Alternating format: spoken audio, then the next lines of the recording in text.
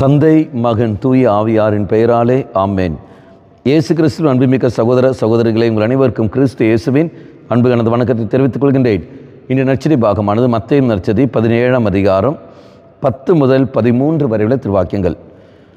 குறிப்பாக 13வது வாக்கியம், திருமுழுக்கு யோவானை பற்றி அவர் தங்களோடு பேசினார் என்பதை அப்பொழுது சீடர்கள் புரிந்து கொண்டார்கள்.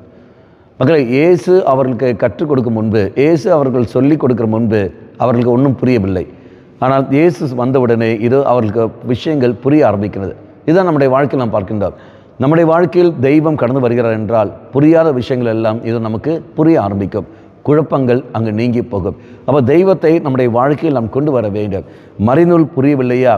இயேசுவை அழைத்தால் அந்த இயேசு இதான் நமக்கு கற்றுத்தருகின்றார். குடும்பத்தில் பல பிரச்சனை உண்டா? அந்த குழப்பங்கள் உண்டா?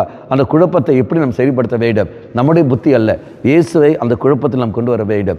இயேசுவை அந்த குழப்பத்தில் குடும்பத்தில் கொண்டு வரும்போது அந்த குழப்பத்துக்கு ஒரு முற்றுப்புள்ளி வந்திருக்கும்.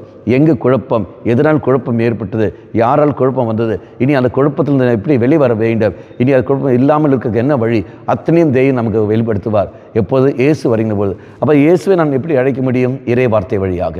இது வந்து திருவருகை காலம். ஆண்டவரே, என் மத்தியில் நீ கடந்து வாரும், என் உள்ளத்தில் நீ கடந்து வாரும், என் புத்தியில் நீ கடந்து வாரும், என்னோட சிந்தனையில் நீ கடந்து வாரும், என் செயலில் நீ கடந்து வாரும். இதான் நான் வார்த்தையை படிப்பதன் வழியாக அந்த வார்த்தையை நான் புரிந்து கொள்ள எனக்கு சக்தியை தாரும், ஆவியினால் என்னை தூண்டியரும் சொல்லிக்கொண்ட மன்றாடுகிற சமயத்தில் நிச்சயமாக தெய்வ அனுபவம் நமக்கு அங்கு கிடைக்கும்.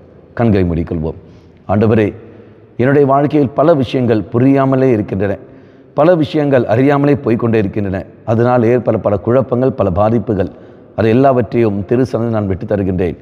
நீ கடந்து பாரும், என்னுடைய குழப்பத்தை எல்லாம் எடுத்து மாற்றிக்கொண்டு உமக்கேற்ற ஒரு வாழ்க்கை நான் வாழ சக்தி தந்திரலும். அம்மா மாதாவே, தெய்வ மாதாவே, எங்கள் மாதாவே, என் அன்னையே, விசேஷமாக எங்களுக்காக பரிந்து பேசும். ஆமேன். தந்தை மகன் தூய ஆவியாரின் பெயராலே ஆமேன்.